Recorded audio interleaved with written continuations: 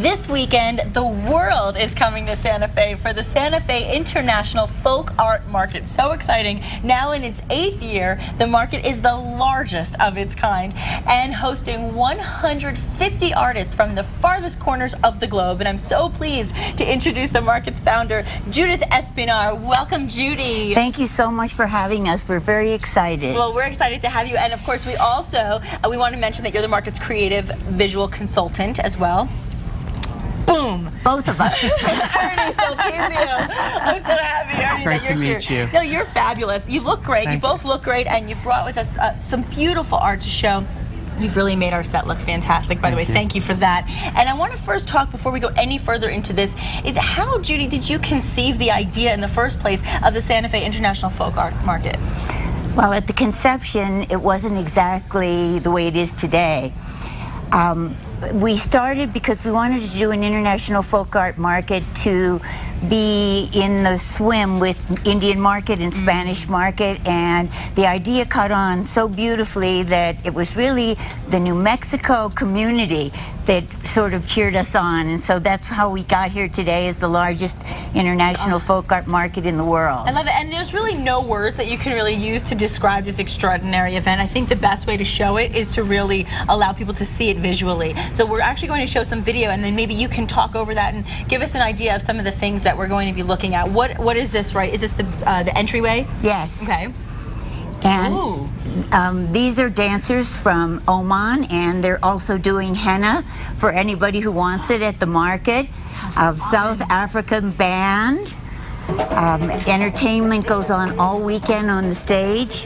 How fun. I tell you what, I've been seeing the commercials, and it gets me excited just watching the commercials because it looks like such a festive celebration. And coming from another place, I always associated New Mexico with art myself, just thinking about it. So I think it's the most apropos place to have a festival like this. Don't you think so, Ernie? I do, and there's incredible artists from all over the world, and it's so much fun to be there and talk to them about their individual art and craft. It's I love fabulous. it. Well, how are the artists actually selected?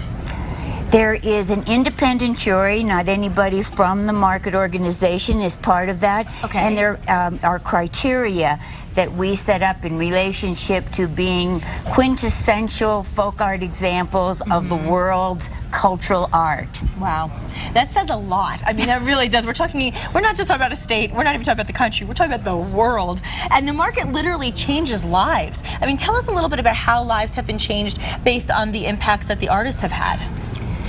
The impacts are very different because the artists are single artists, families, and then also we have at least 52 organizations and cooperatives that represent 20,000 artisans this year. 20,000. So the economic and social impact of the market will provide a standard of living that is something way different from what these artists have been able to do before, but it also creates a great respect in their countries for what they do, and they come home with stories about how the world loves the culture that they come to the market and represent. Oh, I'd love to hear that. And the market really is an unparalleled opportunity to see and to purchase cultural treasures. But once you buy a piece of folk art, I think the next question is, how do I actually use this in my home? And so for that answer, I'm turning to you, Ernie, because I know you can kind of guide us through some of the things that we could use in our homes to make our homes a better place. Okay, great.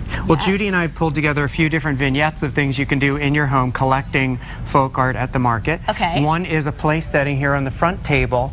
And this is just a wonderful thing to collect because you use it every day. And we want people to use their collections. But to walk into the kitchen every morning and pick up a mug or a plate that you talk to the artist and you remember that wonderful experience that you had with them. What a good way to put it. That makes so much sense to me because every time you have that cup of coffee, you're remembering an experience. Exactly. And also, the patterns in the work connect you to some of the values of these cultures.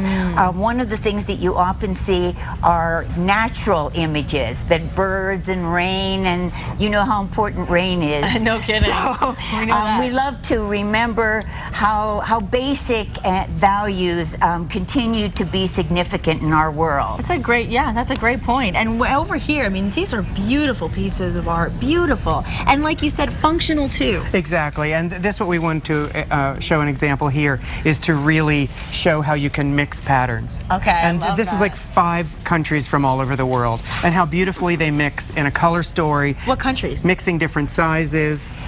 Morocco, France, Japan, and Spain. Wow. Oh, wow, that's so cool. I love it. It's like we have like just a mirage of history right in front of us right this moment, and that's what makes it so special. Even, I mean, just even the carpeting and and you're just grouping everything together in such a beautiful way that everybody can do in their own houses. Right, and with the trend moving towards more modern environments also, I wanted to show here has some of these more graphic, more simple, more airy patterns. So this is pulled together with telephone wire baskets, some narrative baskets which really speak to themes or ceremonies or daily life in a village.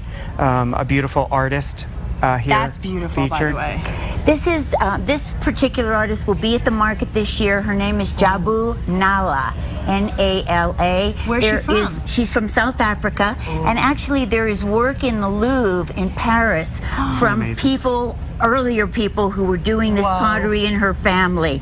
She is an extraordinary potter, and this is a derivation.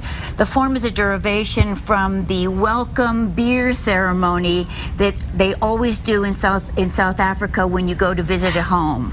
That's incredible. I love it. Now this, I know it's you know, worldly, but for some reason this does say Southwest to me. Something about this look is very Southwestern and very New Mexican to me. Don't you feel that too? The patterns really reference that kind of culture as well. Yes. And I want to talk about the textiles as well at the end of the table. Well, we love the idea of collecting textiles. One, at either blankets, throws, tapestries that you can use in your home, and even to bring in beautiful textiles into rooms as you would flowers to add color and pattern to a room. Textiles can also be used to create pillows and even to create wall hangings like this one beside you. This is just gorgeous. I mean, what a standout piece. And what is this? Who did this? This is Maria Rangani from South Africa. Wow. And one of the things about narrative art is that in the eyes of the artist, things take on different proportions. So, for example, this woman loves monkeys. And she loves rain, because in South Africa, rain is very, very important. So we all can connect to that at this moment. And there she is in the entrance to her house, because it's a very hospitable culture, and they're always anxious to welcome strangers, family, the community to their homes. They're wonderful people, and I actually bought this from Maria at a folk market that was started by interns at our market in Mpumalanga in South Africa. That's fabulous. And you know what I love so much about art is that there's something for everybody, because like for me, the elephant, there's just something about that. That's my favorite part of this whole thing with everything going on. I love that elephant. And you know, I think that's, everybody finds something to connect to. It's the connection. Right? And now what about this? These are beautiful. Well, these are just 3 tall, beautiful baskets. From Rwanda. From Rwanda. How fun. And isn't it cool to be able to say, you know, this, when somebody comes to your home and looks at the things that are around your home, and you can say, this comes from this country, this comes from this part of the world. And what can we do with something like this? Well, these can just be done in a grouping, in a space that gets a lot of air and light around it. It can also be, you can put flowers in them, dried flowers. That's what I thought. Yeah, I think, and also merchandise with these very graphic, beautiful patterns. It just continues that kind of more modern, more contemporary look in your home. And it's really nice to have scale differences. So these baskets can be used on a table higher, to create a sculptural different levels, or on the floor, and then you surround them by pieces of different mediums and different scale, and that's one of the things that makes these groupings interesting. That's a great way to put it, and I want to let everybody know that there is a really exceptional lineup coming up this weekend, so let's give them some details of the events that are going to be going on. Tonight at the Lenzik Theater in Santa Fe will be the world screening, And then Saturday we will have the early bird market. We will have the regular market, the Sunday market, which is Family Day, and we have the passport program. What's the passport for kids. program? Kids come and get their passports, fun. and they walk around and meet the artists from all over the world love that. who give them flags that represent the countries, and then they go to a map and they look at, oh, that's where that man is from. They don't even know they're getting an education. Yeah. Absolutely. And they're so excited. That is exciting. Oh, I love it. And I love what you said about just there's really no rules to art. I mean, and there's a way that you can take the things that are beautiful and actually use them, not Definitely. just look at them. And one of the things that's very significant about folk art, and Ernie and I talk about this all the time because it's a living art, and it is made to be used, Yes. not just to decorate. And as you use it, it gets more beautiful. It gets a patina, it gets a living aura. Exactly, and we want to give everybody the opportunity to use it, not lose it, enjoy it, and this is how you can do it, by going to the Santa Fe International Folk Art Market. That's a mouthful, really, if you say it fast. July 8th, 9th, and 10th on Museum Hill in Santa Fe. You can certainly go to folkartmarket.org for more information. And Ernie, Judy, you guys have been a pleasure. You've taught me a lot, and you've just made everything just really more beautiful today by being here. Thank you. Thank you you, for and we having hope us. to see you at the market. Yes, I would love to be you there. at the market. I would love to be there. Thank you so much. And one more time, for more information, everybody can go to folkartmarket.org. Perfect. And we'll be right back. Thank you so much. Thank you. This is